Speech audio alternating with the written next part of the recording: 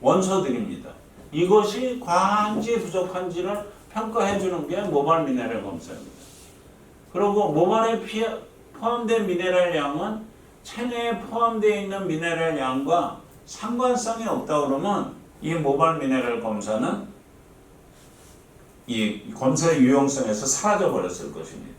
그렇지만 모발에 있는 것이 체내에 있는 것과 유사하고 같다라는 것들이 평가되면서 모발 미네랄 검사의 의학적 효능이 더 커졌던 것들이죠.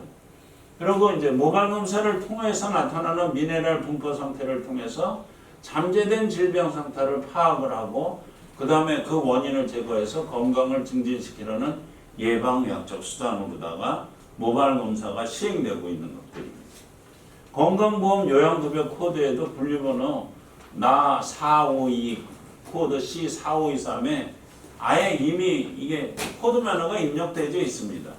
그렇지만 이것을 모발 검사를 통해서 하는 것에 대해서 이 코드 번호를 사용하지는 못하게 해놨어요. 왜? 너무 많은 돈이 의료비에서 지출돼 보험에서 지출돼 나가면 안 되기 때문에 요거는 하지 말고 이게 이제 여기에 해당되는 경우가 있어요. 비급여, 이제 중금속에 문제가 되는 것들은 여기에 적용이 되는데 그렇지 않은 것들은 그냥 비급여로다가 적용하게 되어 있는 것들입니다. 그래서 여기 이제 수가도 이렇게 다 정해져 있죠. 그 얼마 며칠이 걸리는지도 이제 이게 다 정해져 있는 것들입니다. 그리고 이제 보건복지부에서는 영양 상태 파악을 위해서 시행하는 검사로 비급여로 산정해라 이런 평가를 2015년 12월 5일 날 이 평가가 이제 보건복지부에서 공문이 내려오는데 여기 보세요. 메디넥스 빌딩이라고 되어 있죠. 메디넥스라고 되어 있죠. 이미 메디넥스에서 보건복지부에서 메디넥스로 보내온 거예요. 그리고 이제 모발 검사는 이게 이런 식으로 의학 검사로 되어 있지만 옛날에는 이게 모발 검사를 가지고 돈 버는 데 주로 썼어요. 어디에 썼냐면 경마를 하게 되면 우승마한테 확률이 굉장히 많이 들어가게 되죠. 그러면 말을 잘 달리게 하려고 그러면은 뭘 먹어야 되느냐가 검사를 하게 되는 거였었고 말 갈기털을 잘라서 분석을 해서 말의 관절을 튼튼하게 해준다든지 달리는 근육을 더 강하게 해준다든지 할 때 어떤 것을 먹여야 되느냐 해서 이게 써여져 왔던 겁니다. 지금도 우리 제주도 종마장에서 말 모발 검사를 시행을 해요. 근데 우리가 사람은 싸게 해주지만 이거는 우리가 30만 원을 받고 해줘요. 그만큼 이제 비싸도 이제 잘 많이들 하죠. 그리고 이제 이런 것들이 이제 베토벤도 사실은 마약으로 죽은 것으로 아니 매독으로 죽은 것으로 이렇게 많이 알려져 있었지만 실제는 납에 의해서 사망한 것으로 이제 베토벤 머리카락을 분석을 해보니까 정상인의 약 100배의 납이 들어가 있었거든요. 그 다음에 나폴레옹 자살이냐 타살이냐 하는 것도 나폴레옹 모발이 이게 모발을 남겨놓은 게 있어가지고 이제 그런 것들이 가능해진 얘기입니다. 그리고 이제 모발 검사하고 혈액 검사하고는 항상성의 차이 때문에 혈액 검사에서 나오지 않는 것을 모발 검사는 나오게 되는 것들이 있습니다. 혈액 검사는 항상성 메커니즘에 의해서 항시 일정하게 혈액 검사에서 이상이 나타나게 되면 그건 많이 병이 있는 거예요. 문제적인. 근데 항상성 메커니즘은 모발에서는 적용되지 않고 모발은 그냥 있는 것을 그대로 평가해 주기 때문에 평가를 쓰고 있는 것들입니다. 그래서 최신 연구에서 만성 중금속 오염을 측정할 수 있느냐 이것도 문제가 됐었어요. 근데 이제 측정할 수 있다라고 이제 평가가 됐고 수은의 오염도를 측정하는 것은 모발 검사가 가장 정확하다라고 이미 평가를 받고 있는 거예요. 그다음에 모발 검사가 환자의 영양 상태를 반영할 수 있느냐 하는 것도 어느 정도 반영할 수 있다라는 것들이 이미 이제 다 검증된 사실이고요. 그다음에 모발 미네랄 검사를 다 잘 반영하는 이런 금속들이 나와져 있습니다.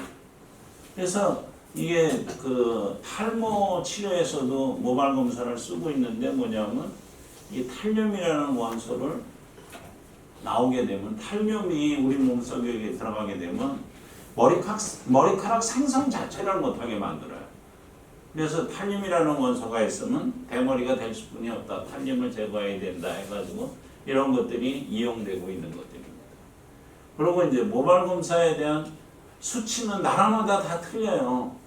그래서 이게 리퍼런스 레인지를 가지고 움직이는 거지 그냥 저거 없이 그냥 이것은 정상 수치다 이런 것들은 다 없는 것들입니다. 지역별 특성이고 국가적 특성이 다 틀립니다. 그래서 여기 보면 이제 캐나디안, 아메리칸, 브라질리안이 다 틀리죠. 이거는 이제 우리나라, 한국이라고 이렇게 해서 딱 나와져 있죠. 이거 이제 임상을 통해서 이 자료를 가지고 이게 국제학회 가서 이게 발표를 한 거예요. 그러니까 이제 여기 보면 이제 아연의 양이 확 떨어져 있어요. 다른 나라에 비해서. 네? 그러니까 이거는 한국은 이런 평가 기준이 다르구나 하는 것들을 쉽게 알 수 있는 부분들이죠.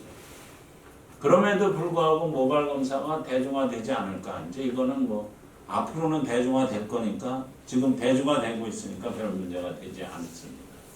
근데 모발 검사가 알려주는 것은 우선 독성 원소예요. 혈액 검사로는 항상성을 유지하고 있기 때문에 독성 원소가 혈액 검사로는 거의 나오지 않습니다.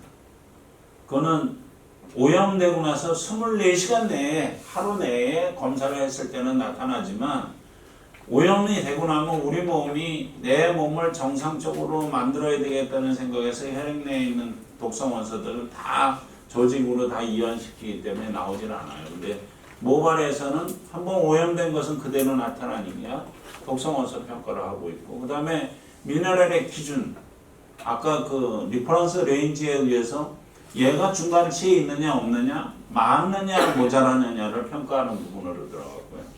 그 다음에 세포 내 대사 상태 우리가 대사가 원활하지 않으면 항상 기운이 없는 부분으로 들어가겠죠.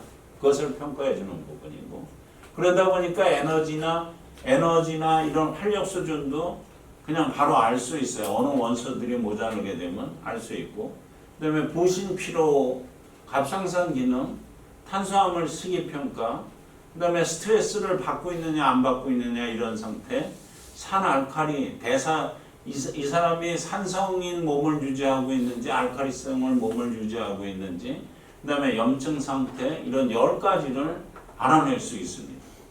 그거 어떻게 알아내지? 평가 방법이 몇십만 건을 하다 보니까 이거는 이렇다 하는 것들이 이제 밝혀져 나온 겁니다. 그래서 모발 미네랄 검사, 표준 검사 이게 모발 검사를 제가 이것 때문에 참 한 20년 동안을 이것 때문에 이걸 어떻게 해야 되나 하는 고민을 많이 했었어요. 왜냐하면 정답이 없는 거예요. 정답이. 어떤 책을 찾아보더라도 정답이 없어요. 수많은 논문들을 뒤져봤는데도 정답이 없어요. 그리고 이제 검사하는 회사마다 해석이 좀 틀려요. 그러면 우리나라 기준에는 어떤 것들이 있느냐 하는 것들을 찾아내보기 위해서 이제 10가지로 이제 정립을 해놓은 겁니다. 그중 안에 수없이 많은 그 검사를 통해서 이거는 이렇게 평가를 해야 된다. 이건 이렇게 평가를 해야 된다.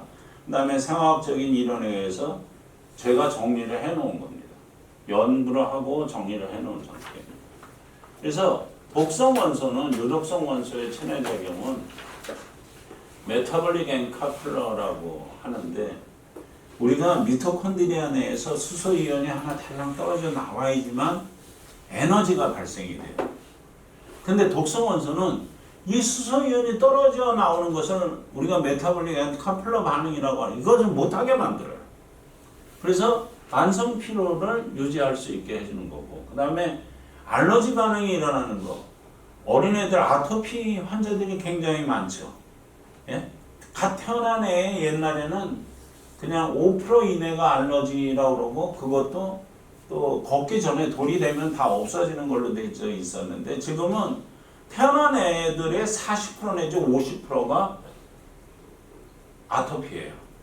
그게 왜 그럴까 했더니 중금속이 산모가 오염되다 보니까 아이한테도 그대로 수직 오염이 되면서 합템 반응에 의해서 알러지를 일으키기 때문에 그런 것들이 나타나게 된 거고요. 그 다음에 이제 엔자임 이니비터, 중금속은 엔자임이 우리가 효소라는 것들이 우리 몸속에서 잘 발달돼서 움직여야 되는데 그것이 효소의 활성을 떨어뜨려 주니까 이런 문제가 일어나는 거고요.